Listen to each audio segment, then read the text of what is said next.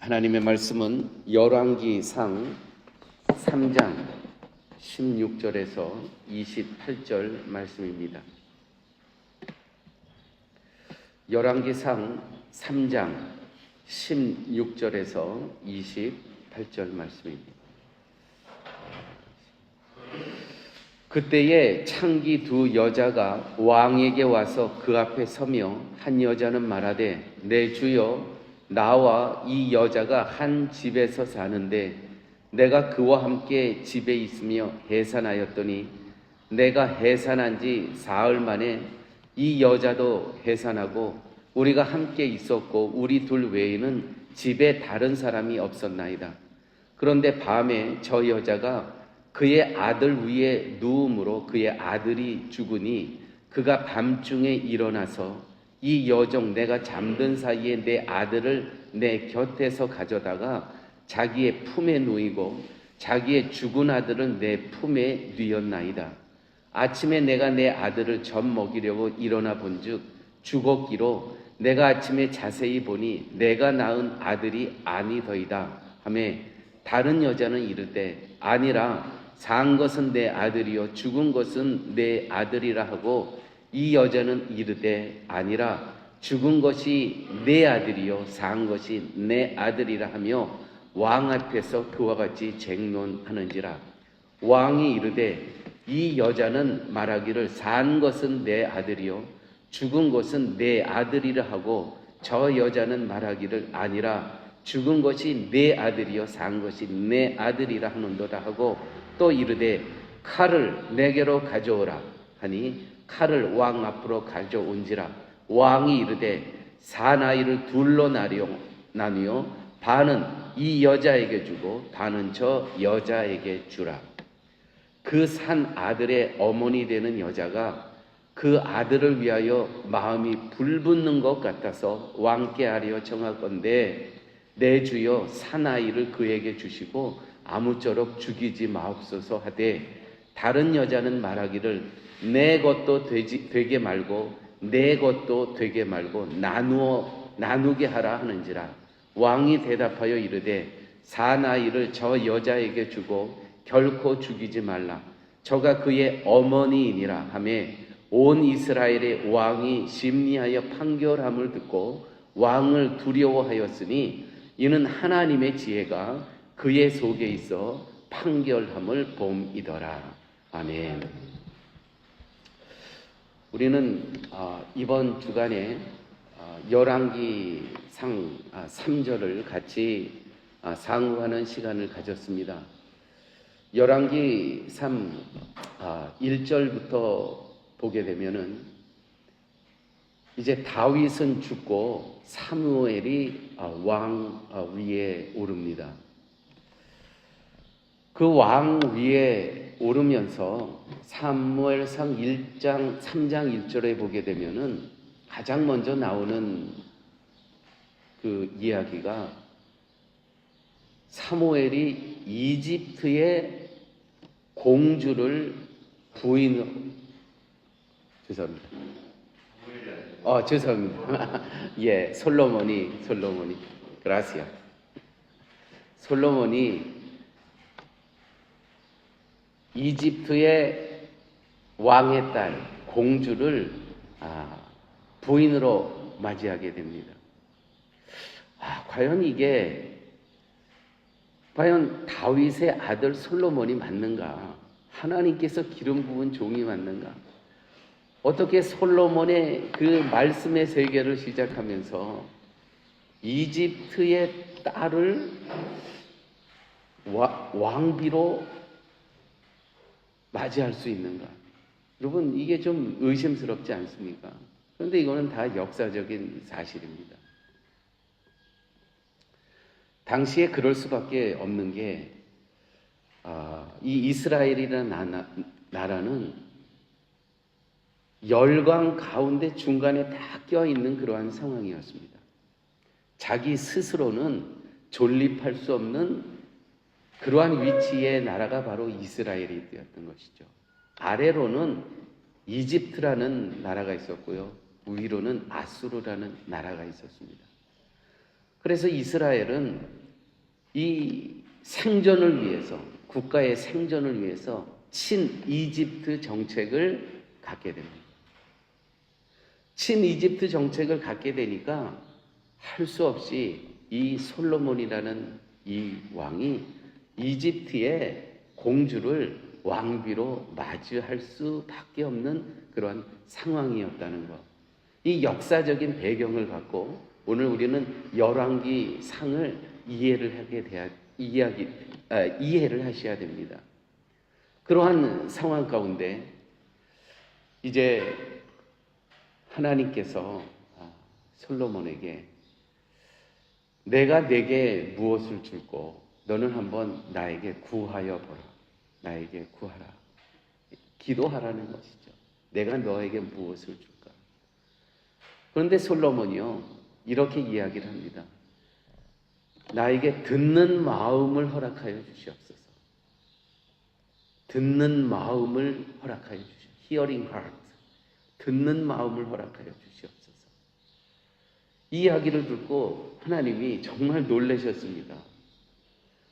아니 네가 구할 게 그거냐? 듣는 나로부터 듣기를 원하냐? 그래서 하나님께서 이렇게 얘기하십니다. 네가 지혜를 구했으니 하나님께서는 솔로몬은 듣는 마음을 허락해 달라고 했는데 하나님께서 그거를 지혜로 바꾸어서 말씀해 주십니다. 아, 네가 하늘의 지혜 나의 지혜를 간구하는구나. 세상의 부귀를 구하지 않고 세상의 재물을 구하지 않고 세상에 눈에 보이지 않고 장수하는 것을 구하지 않고 나의 원수를 대신 보복해 달라는 그러한 것을 구하지 않고 야, 어떻게 하늘의 지혜 나의 지혜를 구할 수가 있는가? 하나님께서는 놀라셨습니다. 그래서 하나님께서는 네가 구하는 것뿐만이 아니라 거기다가 덤으로 부럭으로 이 세상에 살면서 사람들이 그렇게 필요하다고 생각하는 것, 그 모든 부귀와 장수까지 너에게 다 그렇게 해주겠다. 하나님 그렇게 하시면서 솔로몬에게 지혜를 허락해 주십니다. 솔로몬이 이렇게 얘기하죠. 나의 아버지 다윗 왕위로부터 이 많은 사람들을 내가 다 그대로 나의 백성으로 받았는데 나는 정말 부족한 사람입니다. 나는 그냥 아이와 같습니다. 내가 이 사람들이 이제 앞으로 나에게 판결을 해달라고 왔을 때 나는 정말 지혜가 부족합니다. 어떻게 옳은 판결을 해야 될지. 그래서 하나님께서는 이 솔로몬에게 지혜를 허락해 주십니다. 이렇게 지혜를 허락해 주시고 3장 16절 그때라는 건 언제입니까? 바로 솔로몬이 하나님 앞에 구하여 하나님께서 지혜를 허락하여 주셨을 그때에 창기 두 여자가 왕에게 와서 이제 논쟁하는 이야기입니다. 창기라는 것은 뭡니까? 몸을 파는 매춘부 뜻하는 거 아닙니까? 창기 두 여자가 그 생존을 위해서 자기의 생존을 위해서 몸을 파는 여자. 누구를 이야기하는 겁니까? 이스라엘을 지금 이야기하고 있는 겁니다. 이스라엘. 딱 이스라엘의 모습이 이 창기와 같다는 것이죠. 이 생존을 위해서 우리 이스라엘이라는 나라의 생존을 위해서 이집트에 붙을 수도 있고 또 생존을 위해 아수르도 붙을 수 있고 이와 같은 상황에서 지금 마치 이스라엘과 같은 상황 가운데 두 창기가 왔다는 것입니다. 재판의 내용은 한 집에 사는 창기인 두 여인이 한 아들을 두고 서로 자기의 아들이라고 주장하는 것을 해결하는 이야기입니다. 너무 유명한 솔로몬의 일화입니다. 아마 다른 성경은 내용은 모르더라도 크리스찬이 아닌 사람들은 이 이야기는 아마 다 알 수 있는 그러한 내용입니다. 두 여인은 각기 3일간의 간격을 두고 아들을 낳았습니다. 그런데 밤에 한 여인이 자면서 아들을 아마 잠버릇이 조금 고약했던 것 같아요. 아마 눌러 죽였던 것 같습니다. 잠결에. 그러자 그 여인은 죽은 자신의 아이와 다른 여인의 아이를 바꿔치기 합니다. 그리고 서로가 죽은 아들은 내 아들이 아니고 살아있는 아들이 내 아들이라고 주장을 합니다. 두 여인의 쟁론에 대해 솔로몬은 칼을 가져오라고 합니다. 살아있는 아들을 둘로 나눠서 두 여인에게 주라고 합니다. 이것은 당시 이집트에서 이와 같은 일이 있을 때 실질적으로 판례가 있었던 내용이라고 합니다. 그러자 살아있는 아들의 진짜 어머니 되는 여인은 아들을 죽이지 말고 저 여인에게 주라고 합니다. 그리고 자신의 아들을 죽였으면서도 그것을 감추고 바꿔치기 한 여인은 내 아들도 저 여인의 아들도 되지 못하도록 반으로 가르라고 합니다. 이때 솔로몬은 아들을 죽이지 말고 진짜 어머니, 바로 저 진짜 어머니는 살리라고 한 저 여인이 진짜 어머니니까 저 여인에게 이 아이를 주라고 판결을 합니다. 사랑하는 여러분, 솔로몬은 지혜를 구했습니다. 하나님의 지혜. 나에게 듣는 마음을 허락하여 주시옵소서. 하나님의 음성을 듣기를 원했습니다. 그 하나님의 음성을 듣고 지금 재판을 해서 판결을 했습니다. 저 생명을 진짜 어머니에게 돌려주라고. 하나님의 지혜, 하나님께서 솔로몬에게 주신 지혜, 세상에서는 얻을 수도 없고 배울 수도 없고 하나님이 주셔야만 들려주셔야만 들을 수 있고 받을 수 있는 지혜는 과연 무엇이겠습니까? 아들이 죽을 것을 불쌍히 여기는 어머니의 마음, 곧 긍휼이죠. 긍휼. 따라서 하나님이 솔로몬에게 주신 지혜란 하나님의 긍휼의 마음을 듣고 알고 받는 것이었습니다. 이게 바로 지혜, 하나님의 마음을 들었다는 것이죠. 사랑하는 여러분, 교회는 하나님의 긍휼의 원칙 아래 있는 곳이 바로 교회라는 것입니다. 하나님의 긍휼이 기준이 되어서 성과 악을 분별해야 되는 것입니다. 긍휼을 아는 것이 곧 하나님의 마음을 아는 것이고, 이것이 이 하나님의 마음을 아는 것이 곧 하늘의 지혜, 하나님의 지혜라는 것이죠. 교회는요, 어떻게 운영이 되어야 되냐면 긍휼하심을, 하나님의 긍휼하심의 아래 다스림을 받는 곳이 바로 어디냐? 교회이어야 된다는 것입니다. 고대 시대는요, 나라와 나라 싸웁니다. 나라와 나라가 싸운다는 것은 신과 신들의 대결입니다. 그래서 솔로몬은요, 친 이집트 정책을 생존을 위해서 택하게 되죠.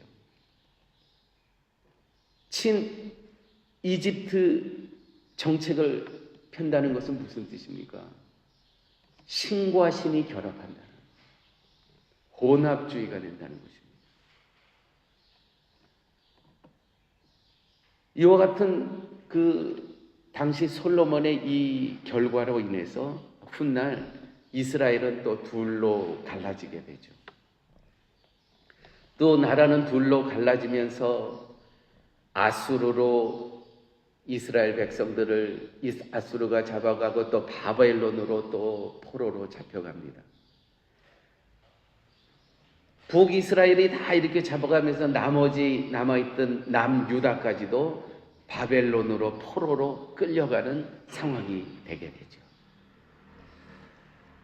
바로 이때의 시대적 배경, 오늘 26절에 보게 되면은 이러한 당시에 하나님의 마음을 잘 알 수 있는 부분이 있습니다.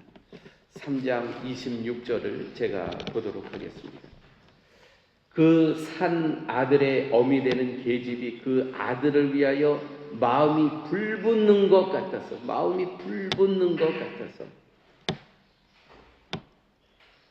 왕께 아뢰어 가로되 청컨대 내 주여 산 아들을 저에게 주시고 아무쪼록 죽이지 마옵소서 하되 한 계집은 말하기를 내 것도 되게 말고 내 것도 되게 말고 나누게 하라 하는지라. 이 어머니의 마음은요, 이렇게 이제 아들을 둘로 갈르라고 했을 때 어머니의 마음이 불붙는 것 같다.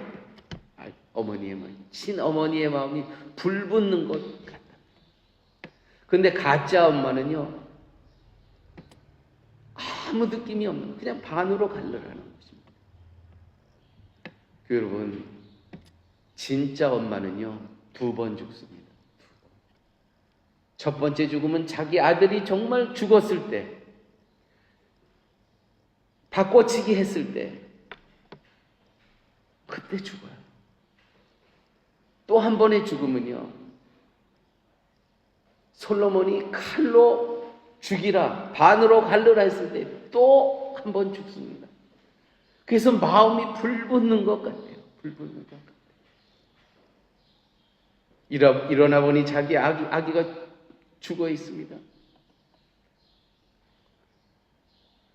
분명히 저게 내 아들인데, 저 살아있는 게 내 아들인데.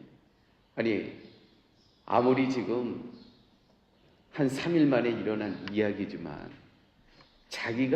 난 자기 아들 모르겠습니까? 그게 어머니 아니겠습니까? 또 한 번 이 어머니는 죽습니다. 솔로몬이 칼로 반을 가르라는 거예요. 또 이 옆에 있는 여인은 그게 맞다는 거예요. 반을 가르라는 거예요. 어머니는 또 한 번 죽습니다. 왜요? 그래야 아기가 살기 때문입니다. 어머니가 죽어야 아기가 살기 때문입니다. 어머니가 포기해야 아들이 살기 때문입니다. 여러분, 엄마가 죽어야, 엄마가 포기해야 아들이 사는 것입니다. 우리는 이와 같은 대목에서 우리의 어머니, 아버지의 사랑을 우리 기억하셔야 됩니다. 우리 육신의 어머니, 육신의 아버지. 여러분 생각해 보십시오. 그분들이 아니었다면 우리 이 파라과이 이 땅에 살 수 있습니까? 오늘? 여러분, 복음 안에서 생각을 하게 되면 여기가 우리가 어쩌다가 이 파라과이 땅에 이 지금 지구상에 유엔에 가입한 나라가 200개가 넘는 그러한 국가들이 있는데 그 많은 나라 중에서 하나님께서 한 나라를 택정하여 주셔서 오늘 우리가 여기서 살아가고 있습니다. 이건 복음 안에서 생각하게 되면, 복음 밖에서 말씀이 없는 자들이 생각하면 어쩌면은 정말 재수가 없어서 어쩌다가 내가 여기서 사나 이렇게 해석할 수가 있습니다. 그래서 여기서 살아가면서 어떻게 하면 다시 떠나갈 것만 궁리하며 살아갑니다. 예전에 이민청장과 함께 어떤 식사 자리에서 식사할 수 있는 기회가 있었습니다. 이 파라과이 이민청장. 근데 그때가 벌써 한 20년 전 이야기예요. 그때 그 이민청장이 이와 같은 이야기를 했습니다. 한국 사람이 정식으로 이민, 이렇게 뭐 여행 와서 눌러 있는 게 아니고 정식으로 이민 온 숫자가 30만 명이 넘는데 20년 전 이야기입니다. 지금 그보다 더 많이 숫자가 넘어갔죠. 30만 명이 합법적으로 여기 와서 이민 생활하는, 그렇게 들어왔대요. 근데 지금 얼마 남았습니까? 다 떠나시고 여기에 있는 남아있는 숫자가 교민회하고 대사관하고의 숫자와 실질적으로 우리가 체감하는 숫자는 조금 다른데 맥시멈 한 3,000명이라고 잡아봅시다. 30만에서 3,000명. 그렇죠? 한 100분의 1을 줄은 겁니까? 그런데요, 그 과정 가운데 우리의 이민 세대들이 다 거의 다른 부모님들하고 같이 온 세대들입니다. 또 후에는 또 장성에서 오신 분들도 계시지만, 저는 지금도 생각하게 되면은요, 저희 아버지, 어머니들이 이 땅에 와서 수고하시고 참 눈물로 보내셨던 그 세월들을 생각하면 가슴이 저립니다. 그분들의 사랑이 있었기 때문에 오늘 우리가 있고, 또 우리 자녀들이 또 유학 가서 있고, 또 우리가 오늘 이 나라에서 이만큼 대접받고 살아갈 수 있다는 것이죠. 왜요? 우리 부모님들이 삶을 포기한 겁니다. 자녀들을 위해서. 우리 부모님들이 우리 자녀들을 위해서, 후손들을 위해서 그만큼 감당하셨다는 것이죠. 아픔과 고통을. 그런 의미에서 우리 부모님들께 잘해야 됩니다. 효도하셔야 됩니다. 오늘 말씀, 엄마가 포기해야 아기가 사는 것입니다. 엄마가 2번씩이나 가슴에 불이 붙는 것 같아요. 불이 붙는 것 같아요. 이 긍휼의 마음이 있어야 아들이 산다는 것이죠. 예레미야 31장 20절 말씀입니다. 에브라임은 이스라엘을 다른 말로 표현한 건, 에브라임은 나의 사랑하는 아들, 기뻐하는 자식이 아니냐. 내가 그를 책망하여 말할 때마다 깊이 생각하노라. 그러므로 그를 위하여 내 창자가 들끓으니 내가 반드시 그를 불쌍히 여기리라. 여호와의 말씀. 하나님께서는요, 자기 백성을 어떻게 사랑하세요? 물론 책망하시는 부분도 있지만 그 책망은 어디에서 오냐면, 그를 위하여 내 창자가 들끓으니, 내 창자가 들끓으니, 이 불쌍히 여기는 마음, 이 애통하는 마음, 이 긍휼히 여기는 마음이 나에게 있다는 것이죠. 하나님. 누구를 향한? 내 자녀들, 이스라엘, 내가 택한 자녀들을 향한 그 마음이 창자가 들끓는. 여러분, 성도로 살아가는 것은 이 하나님의 마음을 잊어버리면 안 됩니다. 그 긍휼의 마음을. 우리는 그런 존재로 살아간다는 것이죠. 이사야 49장 14절에서 15절 말씀입니다. 오직 시온이 이르기를, 이 시온도 이스라엘을 가리키는 것입니다.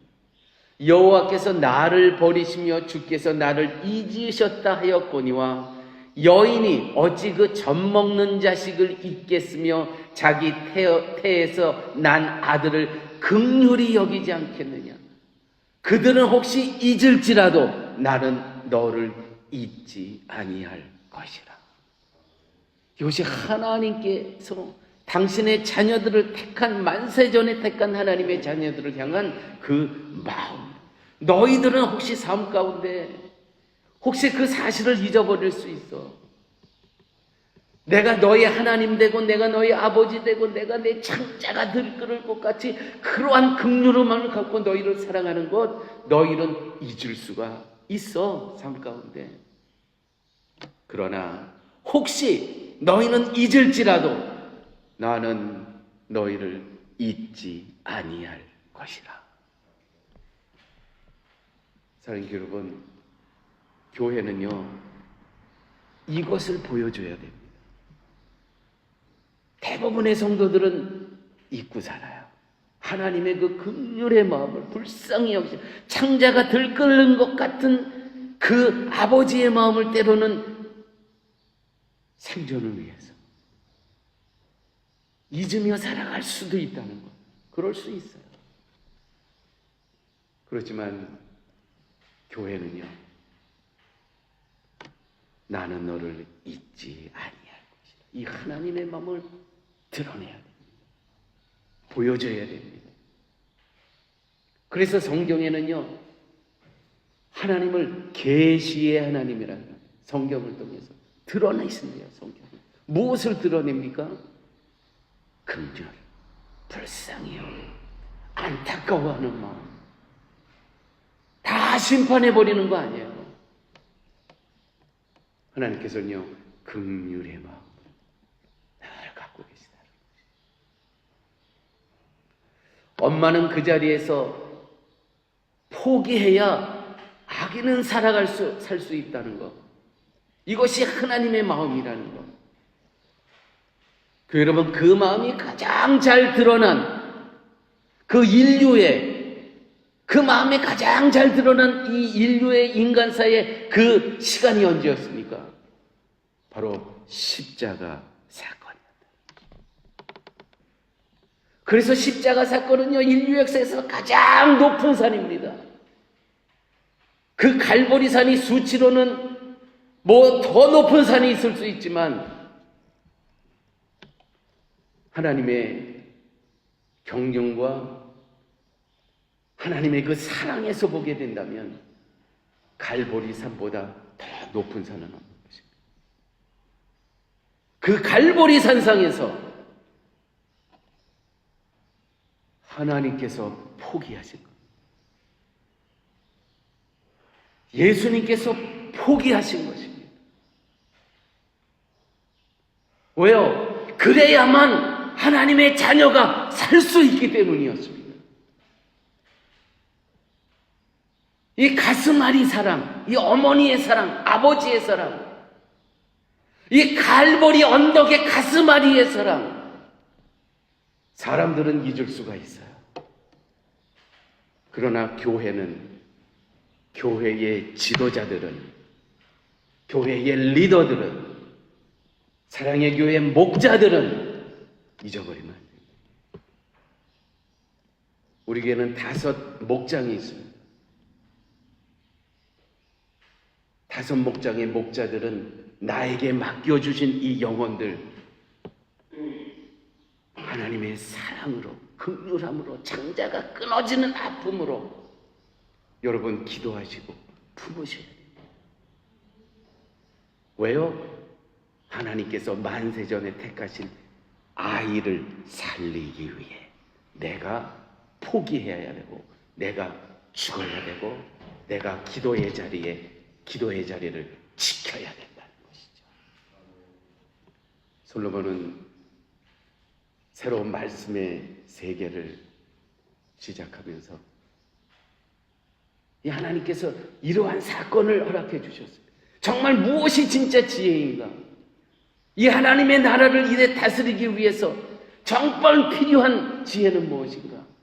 그것은 하나님의 다스림을 받고 사는 긍휼, 불쌍히 여김, 사랑, 이것을 갖고 이 나라를 다스리라는 것이었습니다. 함께 기도하십니다.